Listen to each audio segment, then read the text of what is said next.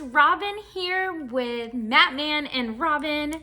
I am so excited to finally be giving you guys another adoption update. Just last week, we received our certificate of approval, which is, I think this is actually just a little fun certificate that they sent us, and they have our actual license that says that we are licensed to be adoptive parents in the state of Texas, and we're so excited. We have been working so diligent and so hard since April of 2023, almost an entire year. And when we first took our orientation class with our adoption agency, they told us it would take a year, and we were like, no way. We're super diligent, we're super fast, I'm gonna be on it, I'm so organized, it's gonna go like that, and it did not. Some of the things are just kind of emotionally draining, and you kind of have to stop and breathe and just give yourself a moment. But I'm so proud and I'm so excited to tell you that we are licensed and we are an official adoptive home in the state of Texas with our adoption agency. And so I kind of wanted to tell you a little bit about the crazy week that we've had. So our caseworker called last Wednesday and was like, I know you mentioned that y'all would like to go to matched events. And we were like, yes, we really would like to meet some children. And she's like, well, how would you like to go this weekend? And I was like, are we even licensed? And she was like, actually, no, you're not. There's some signatures I have to do, but I can fast track it and we can get it done. All of your updates, everything's ready. All your home study, everything's ready. I'm just waiting on some signatures. And if they know that you're ready to go to a match event, then we can get this fast tracked. And Matt and I looked at each other. We're like, yeah, let's do it. So I kind of wanted to tell you what a matched event is. And I remember over a year ago with us learning about this whole process, and the thought of matched events sound kind of ick or cringe or whatever the new word is for it felt weird to think about. Because the way it's kind of been described to us is it's a way for potential adoptive parents like me and me and Matt and other parents in our state that have been approved, have gone through the whole training and all of the process and have completed home studies. It's a way for them to meet waiting children that are available for adoption in the state of Texas. And it just sounds kind of like a kid fair. And it sounds terrible on paper and almost feels morally wrong when you just think about it.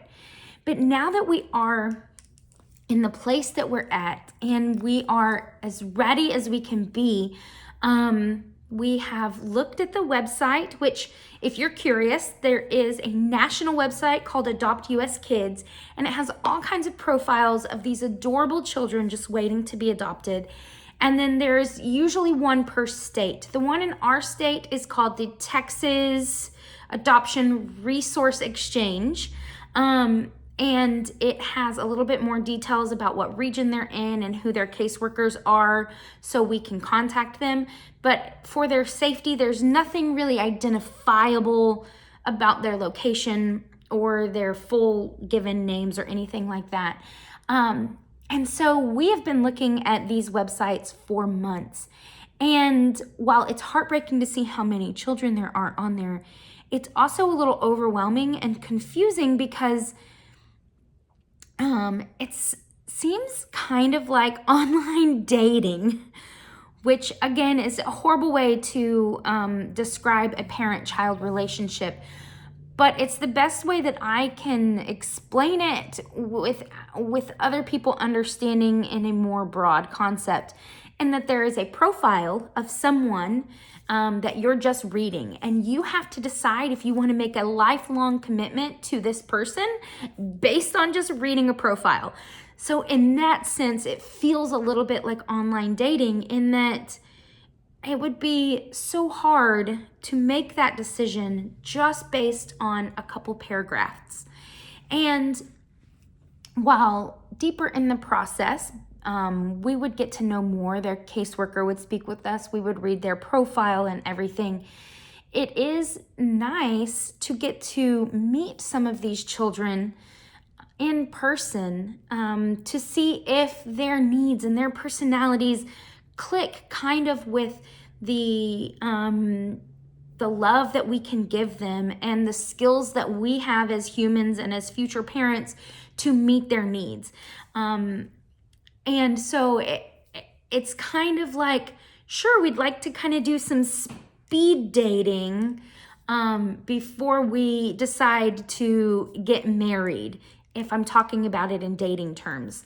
And so match events are hosted typically by the community, and they invite children in their region through lots of caseworker help and lots of state support. My point is that here in Texas, they're not state funded, to my knowledge. So the one that we went to was actually hosted by a local Rotary Club. And I don't want to give too much information because I just want to keep those kids as safe as possible. I'm just going to say that it was in a region very far away from us. So Texas is broken up into several different regions within the Department of Family Services. And this region that we went to invited kids just from their region. So Matt and I found out on Wednesday that this event was happening on a Saturday, and it was going to be about an 8 or 9 hour drive, depending on food and bathroom breaks and gas stops, etc. So it's very far away. Texas is a big state, but we knew that reading the broadcasts that had come through, which is just emails that we get, and seeing their profiles with their pictures just isn't enough for us to decide on a child, which sounds terrible. It's such a predicament to be in, that you read a profile and you're like, yes, this beautiful child fits our family description so perfectly. But saying yes to one means saying no to thousands of others. And I think that's what's been so hard, is not saying yes. Yes is easy. I could say yes to almost every profile we see, but it's realizing that with that yes comes 1,000 no's. So we wanted to go to this event to actually physically meet the children. Now, the way that most of these events are set up is kind of like a fall festival. They usually have some form of events that are really fun for kids to participate in, and it's usually something that the adults can come alongside the children and be with the children as they participate in these random events. So the one that we went to was actually it was at like a former putt-putt. It's like people had purchased this outdoor activity space, and they had spruced it up and made it into a really fun area. And inside was an arcade, and the kids all had arcade cards, and they could play all the games they wanted.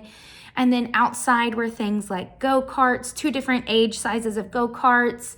There were like carnival-sized roller coasters that were a little bit safer than carnival, They were like actually bolted to the ground and permanently put together, but they weren't like big, giant thrill rides where you're screaming roller coaster. And there were 3 of those and 2 go-kart tracks and mini golf at this place. And so if any of you guys have never been to a matched event and you're kind of in the process of getting there, I looked everywhere on the internet, so many videos, and I only found like 2 or 3, and most of them were like 10 years old talking about matched events. And anything else that popped up when I Googled it about matched adoption was either about getting matched with a pet, which, hey, Matt and I get it. Like, our pet adoptions were important to us too. Or you can also, when you are doing domestic infant adoption, that is also called matching, when a birth mother chooses you. So you are matched to that birth mother. So a lot of the things that I found when I Googled matched adoption events were talking about those other 2 types of adoptions, which we already have all the pets we need, and we are not going to do infant adoption. So I hope that this can be helpful for some of you. If you want to know what a matched adoption event is like in the foster care system, we got an invitation from our caseworker that said the event was going to be at this place and this time from 9 to 1. So when we got there were kind of like 2 different booths for us. There was a booth for all of the kids that were showing up, that their caseworkers needed to go register them that they attended. And then there was a booth for families or parents to come and register, and for us to say that, hey, we're here. We are ready to meet these kids.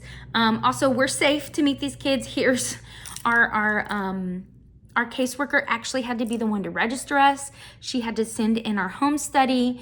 And I saw that when they registered us, they opened up a binder to our page, and it had our cover sheet in it. So a checklist of everything that said, like, we are who we say we are, and we can legally and safely go in there because we have been heavily vetted and approved to be adoptive parents. So what they did was they gave us lanyards, and the parents' lanyards were blue. So if you were a future adoptive parent, whether you were a single parent or a couple parents, you had name tags in blue. And if you were a child available for adoption, you had a lanyard in red. And every lanyard had our name on them. And then the kiddos' names, so if his name was John Smith, it would say his name really big up here. And then underneath it would say if he had siblings. So it would be like John Smith and Sarah Smith and Logan Smith or whatever. I'm just making up names because I'm not going to talk about these kids' identities on here. But that way we could see if we just met one kiddo and we were getting to know that kiddo, we could see if they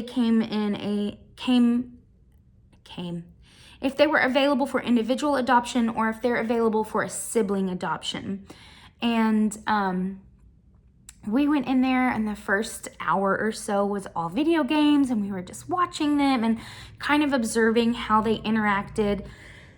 And then the next hour kind of transitioned into outdoor games. And there were caseworkers everywhere having so much fun. And there were so many teenagers, guys. There were just so many teenagers. And it was really eye-opening, or I don't want to say heartbreaking, but interesting to watch all of the parents with their blue lanyards only talking to the younger kiddos. And it made me a little sad. But then I noticed that we were also one of those parents just talking to the younger kids. So I wanted to say that when we went in, I was definitely in the mindset of teenager. Like, I want a teenager in our home because they're going to age out soon and they need a house forever. And Matt was like, little kid. He wants to do all of the T-ball dad stuff, soccer dad, elementary school PTA meetings. He wants to be Mr. Mom, and I love him for it. And the different kiddos that we got to interact with and got to talk to, after we got back in the car, Matt was like, okay, I want a teenager. And I was like, okay, I want a little one. So we've kind of swapped places, but I will say that it did come easier for both Matt and I to talk to the younger kids because they still had so much hope, and they were still open and excited. And the teenagers are a little more guarded and closed off, and rightfully so. They've probably been through more in the system. The system has probably broken their hearts. And it's also really awkward. The older you get and the more that you realize how strange it is to just meet new people in such a high stakes environment. That's difficult to do. So even if their little hearts are super open and super ready for adoption, it still feels a little awkward to get the ball rolling with communication. So I will say, I'm going to encourage us for the next time that we go, and encourage you, if you're about to go, to just feel silly. You're going to feel silly, and that's okay, because it's for the sake of these children and for the sake of your future family that you need to open up, and you need to meet with them and get to know what their favorite foods are and what they like to do for fun and their favorite characters and all of the interesting things that are happening inside their head, to get to know them, to see if you're the type of house and you're the type of parent that can meet the needs that they have, and that y'all could form a forever family. So I will say that even though it was heartbreaking to see so many of us blue lanyards only talking to the young red lanyards, I understand and I get it. It just comes easier. They are more open, it's more natural, it's an easier fit, but that doesn't mean that it's the best fit, and it doesn't mean it's the right fit. Another thing that we noticed is that, I don't know how to say it, but afterwards it was such a heavy feel for us. It was so heavy. We had this big weight of responsibility that there were so many children there. There were I want to say there were reportedly 77 children is what our caseworker told us that were there for potential adoption. And so coming away without feeling like we'd made some super magical immediate connection, it doesn't mean that one of those kiddos won't be our forever kid. It just means that it didn't have that love at first sight connection. We felt this heaviness that meant there were 77 kids there that we potentially wouldn't ever see again, and that they need families, and that's so hard. So it was such a good learning experience to see how these things are structured. So after the indoor activity and after the outdoor activity, the next thing was lunch. And that's really the best time to connect. So again, if you're coming here for advice, my advice would be to pick where you sit for lunch and who you sit with very, very intentionally. If there is a kiddo that you've seen out of the corner of your eye several times, but you haven't had a chance to communicate with, or there's a kid that's kind of been standoffish and you just want to crack that nut, sit with them at lunch and make small talk. And then very quickly after lunch, caseworkers started rounding kids up and taking them home, because these regions are very large. Texas is a large state. So if you live in a smaller state like Rhode Island, it might not be exactly structured like this. But like I said, we drove about 8 or 9 hours to be there, and some of the kids in that region had driven 5 hours that morning to get there. And they still had another 5-hour drive home to wherever it is that they called home.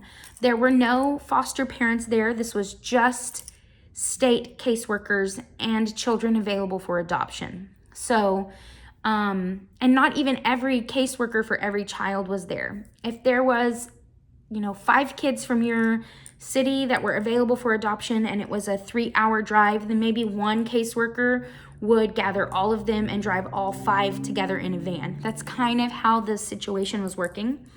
Another thing to note, and I don't know, I've only been to one, and I'll give more updates as we get to go to more, but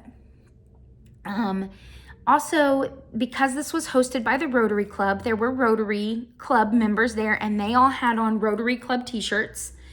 There also, and I think this was a really cool idea, and I hope this is done in other regions or at other events, but there was a high school group there, and they were like a outreach committee at their high school, and they all had high school shirts on, and each high schooler had been assigned to a child or a group of children, if they were a sibling group, up for adoption, so that they wouldn't be kind of left alone without a family to walk around with them, or like I said, not every caseworker came.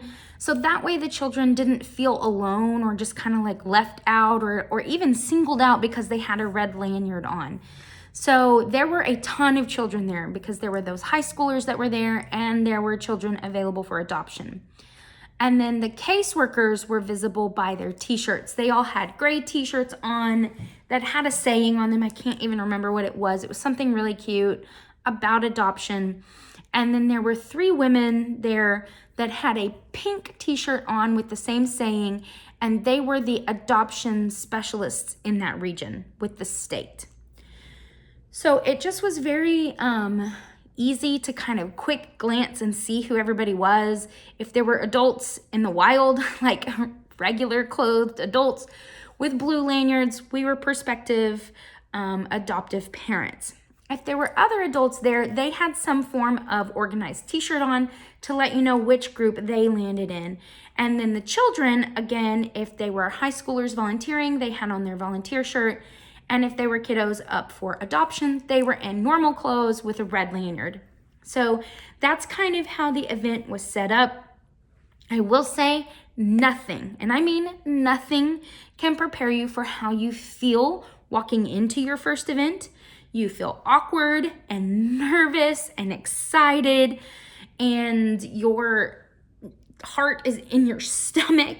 Matt and I took a few moments to just settle and calm and center ourselves and really just be present in the moment that we were in, and to just feel the heaviness and the weight of what we were about to do. And then afterwards, after the event was over, we go back to the registration table, and we turned in our lanyards because she said that they reused them for other events. And we filled out a form. If there were any kiddos that we connected with, we would fill out an inquiry, and that inquiry would be given directly to their caseworker. So we did fill out a few inquiries on a few children there. We've yet to hear back, but that's very, very normal.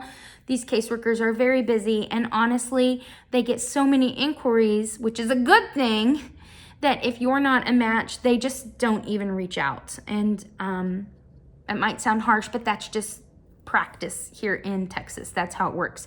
So if we never hear back, that's okay. But I still keep checking my email every day. I'm like, have we heard back yet from any of these kiddos?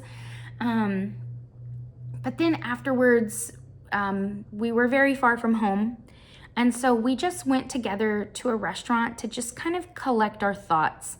Our family was aware of the hours that we would be at the event. So as soon as the event was officially over, our phones started blowing up. Everybody wanted updates. Everybody wanted to know how it went and how we were feeling. And we just put our phones on silent. And we just sat with each other, sometimes in silence, because it is heavy and it is overwhelming. And sometimes we were talking about the whole event as a whole, and sometimes we were talking about specific interactions that we had with specific kids. And I really enjoyed that, to just sit and breathe and reflect on what happened. And I think that's a practice that we'll continue to do. If any future events that we go to, we'll have a moment before to center ourselves and focus and feel the weight of what's about to happen. And we will keep our phones off through the whole event and even afterwards, and just kind of reflect and decompress after the event. Now, of course, as soon as we were feeling back to ourselves and we were re-energized and back on the road towards home, we did turn our phone on and updated our whole family with all the news about all the kids that we met. And we did tell them specifics because they're in this with us. They're in it for the long haul. These kids are going to be their nieces and nephews and grandkids. And so we wanted to tell our family what it was like and let them feel that experience with us. So I just wanted to update you guys that we are officially approved. We have gone to a match event and we are receiving broadcasts, which is just another word for emails, about kiddos that are available and potential matches for us. This could go really fast, or it could take months and months to find the right perfect fit for us. So thank you so much for following along. And if you have any questions, or if my brain skipped some super important piece of information about matched events, please let me know in the comments below. And if you like this content, please like and subscribe. And in case no one has told you, I love you lots. Bye.